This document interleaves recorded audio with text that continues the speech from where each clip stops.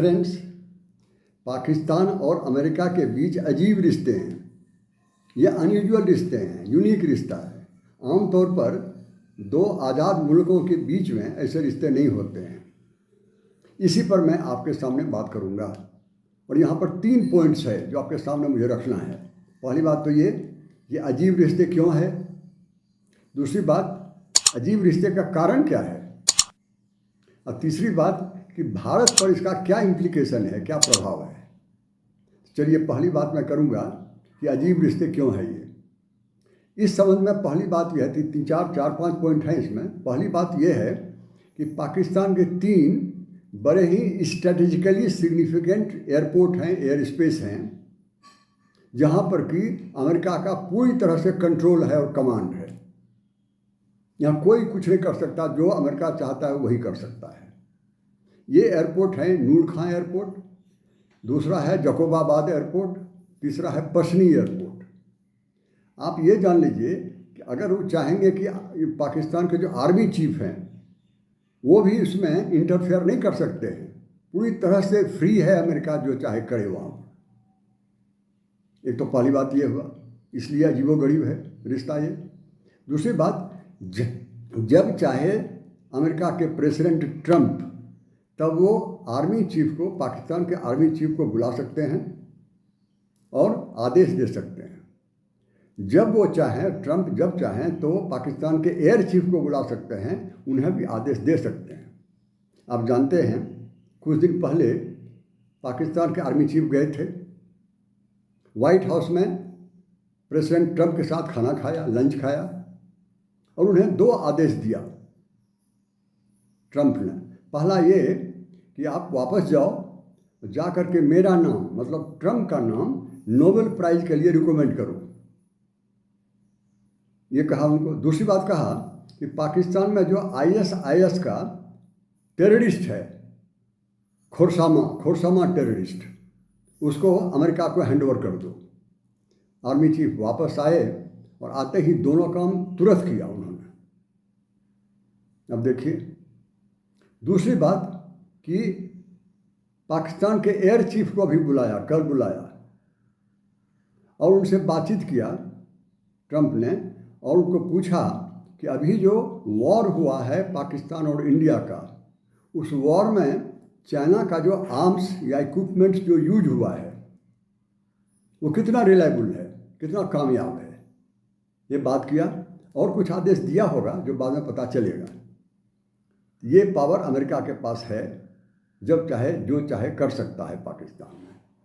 अच्छा, और देखिए, आप जानते हैं, पहले भी मैंने कहा था, यूनाइटेड नेशन में 2 कमेटी बनी, टेररिज्म को रोकने के लिए 2 कमेटी बनी। एक कमेटी का नाम है सैंक्शन तालिबान पर जो देना है, इस कमेटी का पाकिस्तान को चेयरमैन बना दिया। और दूसरा, ये काउंटर टेररिज्म, पूरी दुनिया से आतंकवाद को समाप्त करना है, इसका वाइस चेयरमैन पाकिस्तान को बना दिया। और कहा यह भी जाता है इसको बनाने में बहुत बड़ा हाथ अमेरिका का है। लेकिन एक अजीब बात ये लगा, जब ये इनको बनाया गया सिक्योरिटी काउंसिल में, यूएनओ सिक्योरिटी काउंसिल में, तो रशा चुपचाप कुछ नहीं बोला, चुप रहा। ऐसा पहली बार हुआ है 1947 के बाद। रशा कभी चुप नहीं रहता है, अगर भारत के खिलाफ कोई बात होती है तो, या तो वीटो भी यूज कर देता है, लेकिन इस बार चुप रहा। यह भी एक बड़ा रहस्य है। चलिए, जो भी हो। और एक और बात देखिए, अभी 2 दिन पहले अमेरिका के जनरल कुरिल जो हैं, अमेरिका का सेंट्रल कमांड का हेड है, आर्मी सेंट्रल कमांड का हेड है, उसने एक स्टेटमेंट दिया। उसके स्टेटमेंट का मतलब है कि वो चाहता है कि पाकिस्तान का जो ग्लोबल इमेज है, टेररिस्ट को, आतंकवाद को सपोर्ट करने का जो ग्लोबल इमेज है, इसके जगह पर अच्छा इमेज बन जाए। उन्हें स्टेटमेंट क्या दिया और कहाँ दिया? स्टेटमेंट उन्होंने हाउस ऑफ रिप्रेजेंटेटिव में दिया। हाउस ऑफ रिप्रेजेंटेटिव वैसा ही है अमेरिका का जैसा कि भारत का लोकसभा है। तो उन्होंने क्या कहा वो देखिए। उन्होंने कहा Pakistan is USA phenomenal partner of counter terrorism. पूरी दुनिया में आतंकवाद को समाप्त करने का अमेरिका का बहुत रिलायबल दोस्त है पाकिस्तान।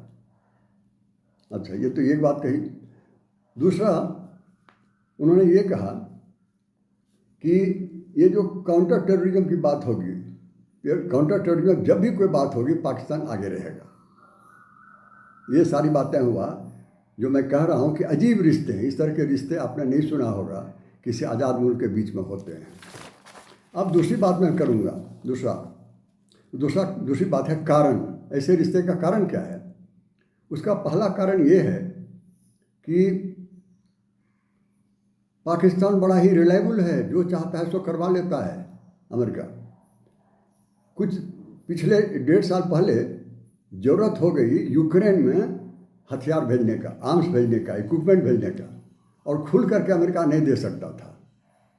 तो क्या किया? पाकिस्तान को कहा कि आप यूक्रेन को सप्लाई कीजिए पाकिस्तान का इक्विपमेंट और आर्म्स। पाकिस्तान ने तुरंत ये काम कर दिया। कैसे किया? ये ब्रिटेन का जो कार्गो शिप है या कार्गो फ्लाइट है, उसके द्वारा इन्होंने तुरंत सारे हथियार वहाँ पर भेज दिए यूक्रेन में। जबकि सच्चाई ये थी कि ये रसिया के खिलाफ गया, जबकि रसिया पाकिस्तान की दोस्ती बड़ी गाढ़ी थी। जिस दिन की यूक्रेन पर आक्रमण किया था रसिया ने, उसी रात में ये वहाँ के प्राइम मिनिस्टर पाकिस्तान के इमरान खान रात में वहीं पर थे, मॉस्को में। आप सोच लीजिए कि क्या कर रहे थे वो। तो इतने गाढ़े, इतने अच्छे दोस्तों के खिलाफ यूक्रेन में अमेरिका के कहने पर हथियार भेज दिया इन्होंने। तो रिलायबल फ्रेंड ही ऐसा कर सकता है। दूसरा काम क्या किया कि अमेरिका को ज़रूरत पड़ गई बांग्लादेश से शेख हसीना की सरकार को हटाने का, शेख हसीना को सत्ता से हटाने का। तो उसमें पाकिस्तान की मदद लिया इन्होंने और उसको हटा दिया। शेख हसीना को सत्ता से हटा दिया। क्यों हटाया? क्योंकि शेख हसीना को 2 बातें अमेरिका ने कहा था कि हमको दे दीजिए। पहली बात कहा था सेंट मार्टिन आइलैंड जो बे ऑफ बंगाल में है बांग्लादेश का, कहा कि ये आप दे दीजिए हमको, हम यहाँ पर मिलिट्री बेस बनाएंगे। क्यों बनाएंगे मिलिट्री बेस? ताकि चाइना क्या करता है उसकी निगरानी हम यहाँ से कर सकें, सर्विलियंस कर सकें। ये स्टेट ऑफ मलाका में क्या हो रहा है, ये इंडिया में क्या हो रहा है, म्यांमार में क्या हो रहा है, यहाँ से अब सबको कंट्रोल करेंगे। शेख हसीना ने मना कर दिया, इसलिए उनकी सरकार को गिरा दिया। और गिराने में, हटाने में पाकिस्तान ने पूरी मदद किया, ISI ने खास करके। ये 2 बड़े काम किया। ये दोनों बड़े काम वही कर सकता है जो रिलायबल होता है। ये बड़ा कारण था, गहरे रिश्ते का बड़ा कारण था। रिलायबल है वो पाकिस्तान। और दूसरी बात ये कि अगर आप जानते हैं 2021 में तालिबान से पराजित होकर के अमेरिका वापस चला गया था, काम फिर नहीं आएंगे, तो पूरा साउथ एशिया का खाली मैदान मिल गया। चाइना छा गया पूरा भारत के चारों तरफ। चाइना के समर्थन की सरकार हो गई, जो चाहता है सो भारत के चारों तरफ वो करता है। तो साउथ एशिया में खाली मैदान में जो इन्फ्लुएंस बढ़ा, प्रभाव बढ़ा चाइना का, तो वो सबको देखते हुए फिर से अभी अमेरिका वापस आया है साउथ एशिया, खास करके पाकिस्तान। वो इसलिए आया कि चाइना के प्रभाव को रोक सके। China should be content, China influence should be content in south Asia, and this could be easily done if suppose America is present there, America is sitting there in Pakistan। तो China एक तरफ है और दूसरी तरफ पाकिस्तान का Iran है, Iran को भी कंट्रोल करना है। तीसरी तरफ सेंट्रल एशिया चाइना के साथ चला जा रहा है या रसिया के साथ, वहाँ भी कंट्रोल करना है इनको। दूर में रसिया है, तो पाकिस्तान में रहेगा तो वहाँ से चाइना और ईरान और अफगानिस्तान और सेंट्रल एशिया और रसा को वहाँ से निगरानी कर सकेगा, इसलिए वो आ रहा है। ये कारण है कि पाकिस्तान के साथ अजीबोगरीब रिश्ता उसका हुआ है। अब देखिए तीसरी बात कि यह रसा और चाइना जानता है अमेरिका क्यों आ रहा है। वो जानता है कि हमको परेशानी करने के लिए वो आ रहा है। तो इस बीच में क्या किया आप जानते हैं, कल एक बड़ी बात हुई। रसा ने तालिबान सरकार जो अफगानिस्तान का है उसको रिकॉग्नाइज कर लिया। पूरी दुनिया आश्चर्य में पड़ गई, चकित हो गई, ऐसा रसा ने क्यों किया। तालिबान को रिकॉग्नाइज करने वाली सरकार रसा की पहली सरकार है, पहला देश है रसा जिसने इसको रिकॉग्नाइज कर लिया। इसके पहले किसी ने नहीं किया है और अकेला है अभी भी। पाकिस्तान ने नहीं किया जिसने खड़ा किया तालिबान को, सऊदी अरबिया ने नहीं किया जिसने कि पैसा खर्च किया तालिबान को वहाँ पर बैठाने में, चाइना ने नहीं किया जो अपना बहुत अच्छा दोस्त है अफगानिस्तान का, लेकिन रसा ने किया है। इसलिए आश्चर्य की बात है। और रसा ने इसीलिए किया कि कल जाकर के जो अमेरिका आ रहा है यहाँ, वो कहीं अमेरिका के साथ न चला जाए अफगानिस्तान, वो हम लोगों के साथ रहे, हम तीनों के साथ रहे, ईरान और चाइना और रसा के साथ, इसलिए ऐसा उसने किया, ऐसा कहा जाता है। अच्छा, दूसरी बात देखिए, चाइना ने क्या किया। China has brokered peace between unfriendly country Pakistan and Taliban. Taliban और पाकिस्तान को मिला के हाथ मिलवा दिया, कहा दोनों दोस्त बनिए, दुश्मन मत रहिए। ये हुआ। और इसके एवज में, इसके बदले में चाइना ने कहा कि जो हमारा इकोनॉमिक कॉरिडोर चल रहा है पाकिस्तान के साथ, वो सिर्फ पाकिस्तान तक सीमित है, इसको हम एक्सटेंड कर देंगे अफगानिस्तान तक। तो तालिबान भी खुश हो गया। तो ये सोचता है कि अब जो अमेरिका आ रहा है, अमेरिका के साथ नहीं जाएगा, वो हमारे और रसिया और ईरान के साथ रहेगा, ऐसा सोचता है। और ईरान भी कोशिश कर रहा है, क्योंकि आप जानते हैं जो बलूचिस्तान का जो मिलिटेंट हो परेशानी कर रहा है पाकिस्तान को, तो बलूचिस्तान का जो हिस्सा है ईरान में भी, वो कोशिश कर रहा है कि ये बलूच जो मिलिटेंट हो पाकिस्तान को परेशान ना करें। तो सब में यूनिटी हुई है। ये यूनिटी का कारण है ये अमेरिका का वापस आना साउथ एशिया में। ये सारी बातें हुई हैं। और इसके साथ ही क्या किया, अभी अभी जो लड़ाई हुई भारत के साथ, तो आर्म्स और इक्विपमेंट्स जब लड़ाई चल रही थी तब भी दिया चाइना ने पाकिस्तान को खुश करने के लिए। और यहाँ तक कि बांग्लादेश के जो हैं एडमिनिस्ट्रेटर यूनुस, ये गए हुए थे चाइना, उनको कहा कि बांग्लादेश को भी हम डिफेंस आइटम देंगे। ये सारा काम चाइना ने किया और रसा ने किया, ये काउंटर करने के लिए अमेरिका को।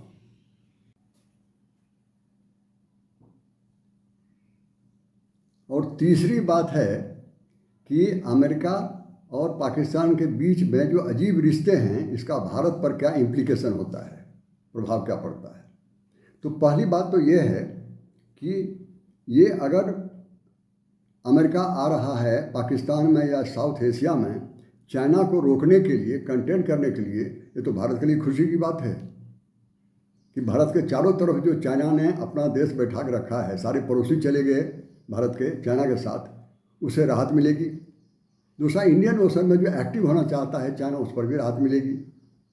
तो भारत को प्रभाव बहुत अच्छा पड़ा। ये पहली बात तो ये। दूसरी बात, फिर ये रसा और चाइना क्यों पीछे रहता भारत को खुश करने में, बल्कि अमेरिका ने पहले किया है। अमेरिका ने कहा कि जो 2020 में जो एग्रीमेंट किया था अमेरिका और इंडिया ने डिफेंस डील के लिए, बाद में इसको रोक दिया था।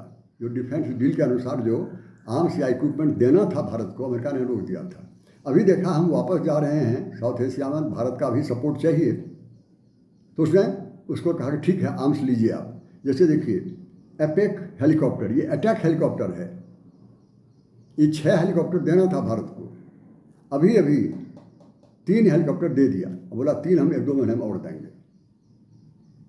ये तो अमेरिका ने किया।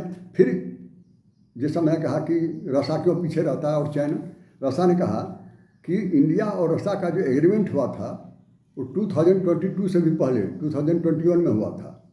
वो हुआ था ये डिफेंस मिसाइल जो है S-400, उसी में से 5 देना था इंडिया को, 5 ये S-400 देना था, ये 3 ही दिया था, उसने भी रोक दिया था। अभी प्रेसिडेंट पुतिन ने प्राइम मिनिस्टर मोदी को डायरेक्टली कहा 2 जो बचा हुआ था आपका S-400, वो हम अगले 2 महीने में दे रहे हैं। और 1 तो दे दिया, ये सेना का जो, ये नेवी का जो ये है वॉरशिप, उसका नाम है टमल, ये दे दिया, अभी 1 जुलाई को दे दिया है। तो ये कॉम्पिटिशन हो गया, भारत को कौन खुश करे। और तीसरा, चाइना भी पीछे क्यों रहता है। चाइना ने कहा, चाइना ने, आप जानते हैं चाइना को पता था ये सब होने वाला है, आने वाला है वापस अमेरिका।